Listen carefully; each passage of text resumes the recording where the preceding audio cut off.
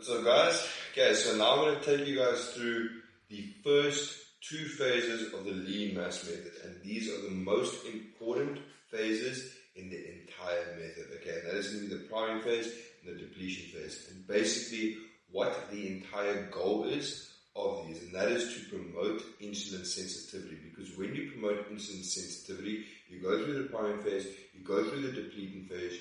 It's going to allow you, it's going to prime your body to be set up for a lean growth phase, because there's nothing worse than wanting to pick up muscle, right?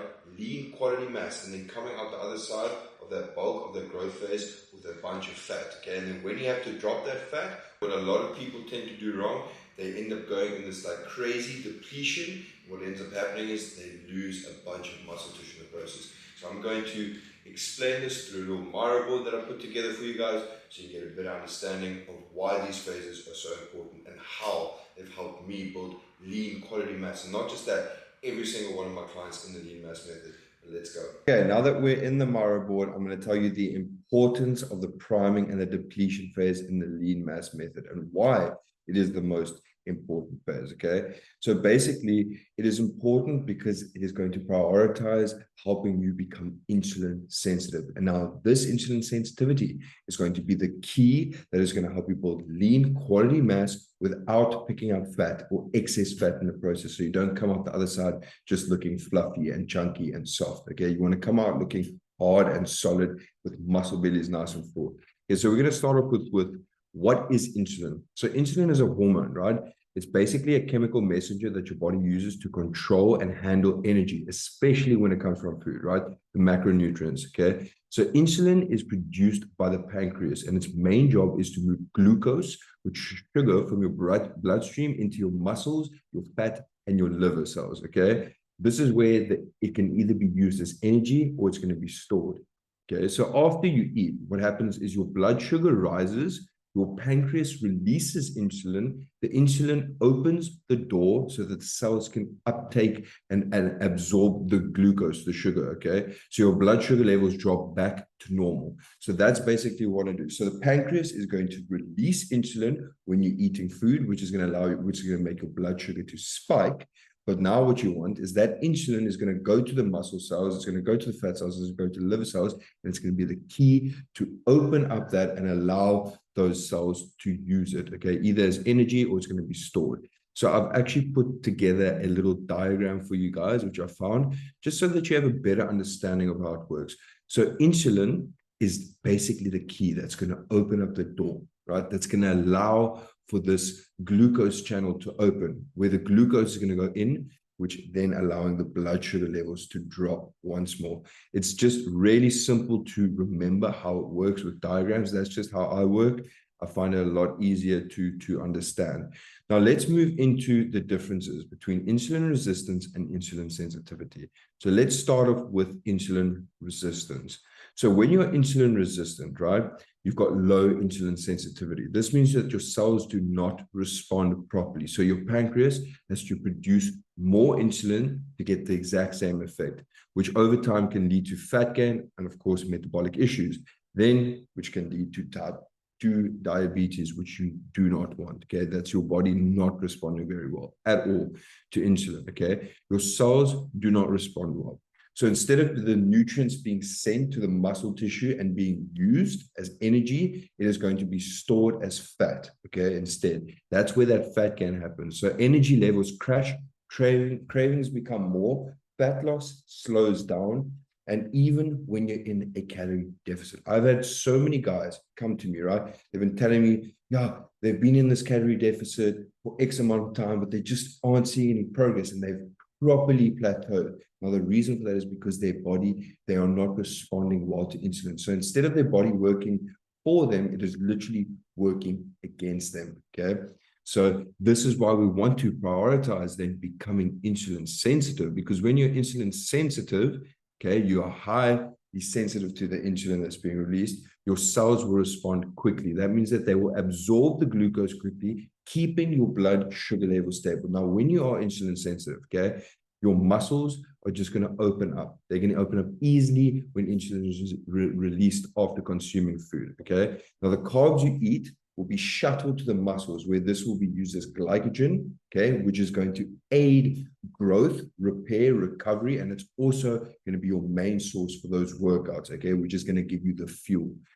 Now, when you have better energy, this is going to allow you to have better energy, better pumps, and it's going to be a lot easier to stay lean whilst eating more food, right? I've got clients in lean mass methods that literally started on, let's say, 2,500 calories. Then we had to drop that, and they were carrying a decent amount of fat. And a couple months later, after we through the priming phase, through the depletion phase, they are literally eating about 1,000 to 2,000, some even 3,000 more calories and staying nice and lean, because that it is just working for them. Like the food is just being utilized in the right way, okay? Aiding in that lean muscle growth and good energy levels. And it's next level. So how are we going to get there? This is going to be done through the insulin recomp method, okay? And that is going to obtain a factor of things like personalization of a specific meal plan, personalization of a structure, carb cycling, macronutrient manipulation, manipulating macros in the correct way. Because I've seen it, guys, they just want to drop calories if they go into a cut. What ends up happening is you just lose muscle tissue in the process. Well, two things are going to happen. You're going to lose muscle tissue in the process, and not just that, you are absolutely going to hate the process in itself, because you're going to be starving, you're going to have low energy, you're just going to feel like shit, and your consistency isn't going to be there. And the most important thing to seeing results, to seeing progress, to getting success is staying consistent, okay? Now, you're also going to be doing this through active recovery protocols, including active recovery days that link up with your carb cycling meal plan, okay? Specific progressive overload techniques, weight training, heavy lifting is going to do that. And of course, meal timing is a priority. Structuring your meals in the right way so that the food works properly for you. Okay, I'm going to give you guys just a real-time example of what this looks like. This is one of my clients, Renata, and he's just moved into the optimal phase, which is the final phase of the lean mass method before the cycle kind of begins again, but a little bit differently. But this is literally where you're starting. Can you believe that these two are the same weight? He's the same weight here as he was here, but it's a complete different look. He literally looks like a complete new person.